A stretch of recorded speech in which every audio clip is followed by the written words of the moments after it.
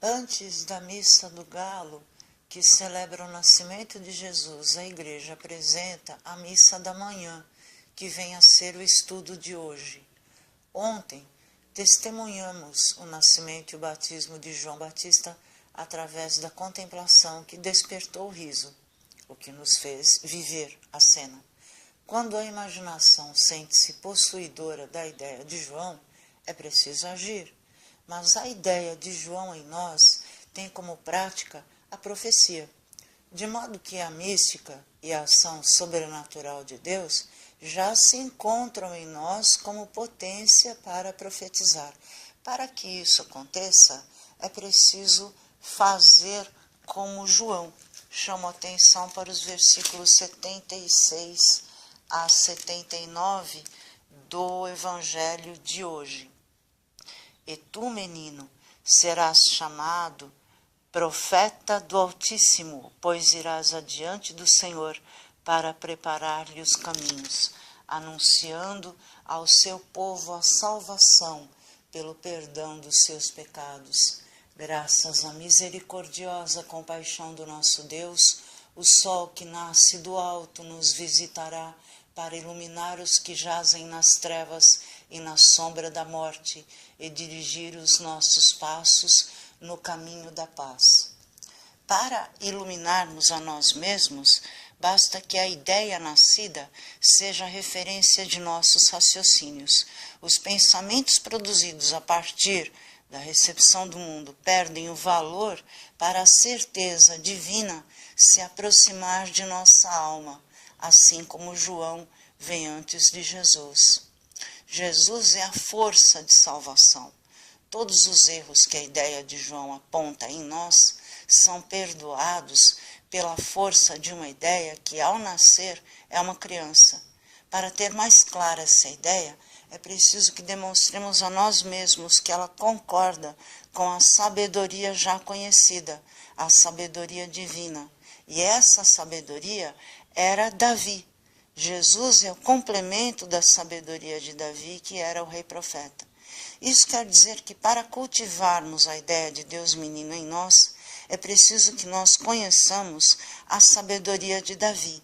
Eu chamo a atenção para os versículos 69 e 70 do Evangelho de hoje. Fez aparecer para nós uma força de salvação na casa de seu servo Davi, como tinha prometido desde outrora, pela boca de seus santos profetas. Davi era pecador como nós, sujeito a erros e erros graves, e dele podemos deduzir que Deus torna sábios os pecadores. O fato de Davi ter cometido crimes não altera a sabedoria que Deus dispensou ao rei profeta, e daí se entende que todos nós, profetas, servidores, ministros, somos passíveis de erro. Todos nós tropeçamos, mas a sabedoria que viemos divulgar nos perdoa, salva e dispensa misericórdia.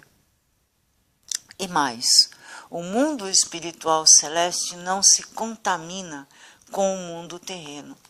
A sabedoria de Deus que Davi reuniu nos Salmos, auxiliado pelos escribas, outros mestres e profetas, é o conhecimento de Deus que devemos procurar para que, com o conhecimento de Jesus nas Escrituras, nossa ideia de Deus se fortaleça, cresça, faça a ideia de João diminuir e reine em nosso juízo através da força do Espírito Santo. Eu chamo a atenção para os versículos 12 a 16 da primeira leitura de hoje, que é do segundo livro de Samuel, em que Deus se dirige a Davi.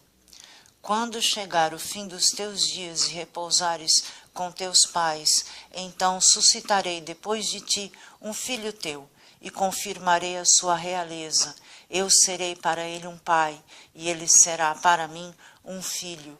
Tua casa e teu reino serão estáveis para sempre diante de mim, e teu trono será firme para sempre. É a partir do conhecimento dos Salmos de Davi que gestamos a ideia de Jesus em nós. Eu chamo a atenção para os versículos 4, 5, 27 e 29 do Salmo de Resposta. Eu firmei uma aliança com meu servo, meu eleito, e eu fiz um juramento a Davi, meu servidor. Para sempre, no teu trono, firmarei tua linhagem, de geração em geração garantirei o teu reinado. Ele então me invocará. Ó Senhor, vós sois meu Pai, sois meu Deus, sois meu rochedo, onde encontro a salvação. Guardarei eternamente para ele a minha graça, e com ele firmarei minha aliança indissolúvel. Fazendo isso, estudando os Salmos de Davi e estudando os Evangelhos, estaremos obedecendo ao próprio Jesus, quando ordena que deseja que nós procuremos o conhecimento de Deus. Ora, Jesus foi enviado para as ovelhas perdidas da casa de Israel, que tiveram um dia o rei é a alegoria do nosso juízo, o conhecimento de Davi.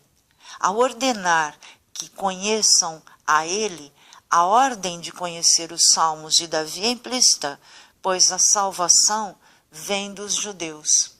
De modo que, se nós pudéssemos reunir tudo o que foi estudado hoje, nós poderíamos dizer que é preciso ter coragem de usar o próprio entendimento, ler as Escrituras, ler o Salmo de Davi para alimentar a força espiritual em nós e, através dos Evangelhos, façamos com que a ideia de Jesus se torne cultivada em nós, porque ela é uma ideia que suplanta a justiça de João.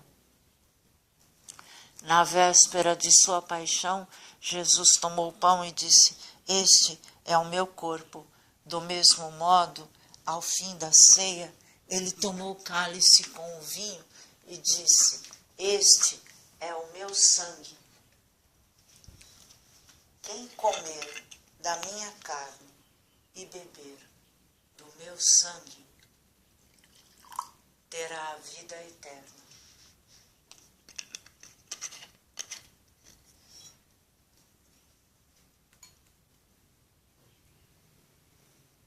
Senhor, salvai-nos.